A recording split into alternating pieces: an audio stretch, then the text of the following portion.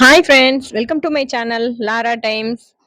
கலைஞர் மகளிர் உரிமை தொகை திட்டத்தில் புதிய அப்டேட் ஒன்று வந்திருக்குங்க.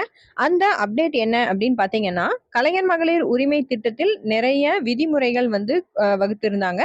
அந்த விதிமுறைகளில் தளர்வுகள் கொடுக்க போவதாக ஒரு தகவல் வெளியாயிருக்கு.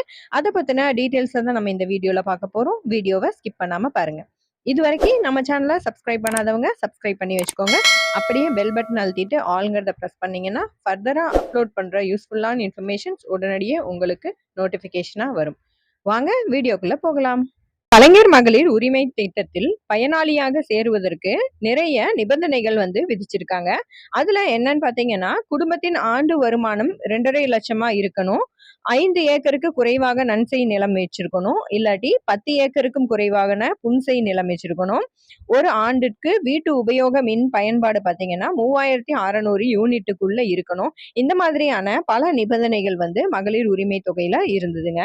இப்போ இந்த கலைஞர் மகளிர் உரிமை தொகை தொடங்கப்பட்டு செப்டம்பர் மாதம் 15ஆம் தேதியுடன் ஓராண்டு நிறைவடைய போகிறது.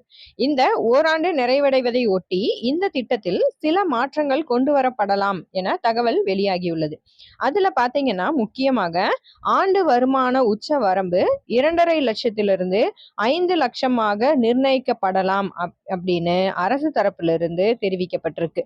இப்படி வருமான உச்ச வரம்பை வந்து உயர்த்தும் பட்சத்தில் கூடுதலான லட்சக்கணக்கான பெண்கள் பலன் பெற வாய்ப்பு உள்ளது. எனவே இந்த செப்டம்பர் 15ஆம் தேதிக்கு பிறகு இந்த தளர்வுகள் குறித்த அறிவிப்பு வெளியாகும் என்று அதிகாரிகள் தரப்பிலிருந்து சொல்லியிருக்காங்க. இந்த வீடியோ உங்களுக்கு யூஸ்ஃபுல்லா இருந்திருக்கும்னு நினைக்கிறேன். வீடியோ பிடிச்சுன்னா உங்க ஃப்ரெண்ட்ஸுக்கும் ஷேர் பண்ணுங்க. நம்ம சேனலை சப்ஸ்கிரைப் பண்ண மறந்துடாதீங்க. அடுத்த யூஸ்ஃபுல்லான இன்ஃபர்மேஷனோட உங்களை மீட் பண்றேன். தேங்க்ஸ் ஃபார் வாட்சிங்.